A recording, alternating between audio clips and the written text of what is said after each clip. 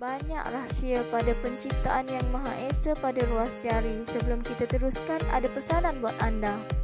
Kepada anda yang sedang menonton video ini, jangan lupa subscribe channel ni dan tekan butang bel supaya anda tidak ketinggalan untuk mendapatkan video yang akan datang.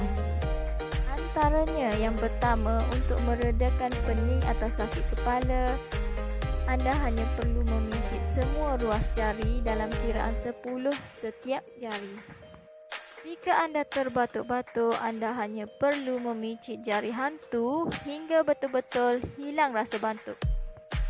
Jika anda rasa tegang leher, picit je sekeliling ruas ibu jari anda.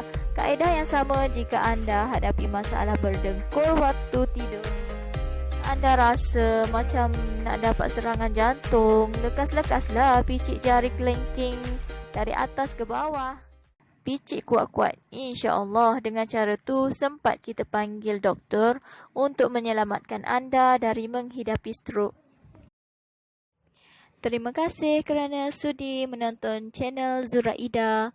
Semoga bermanfaat buat kita semua.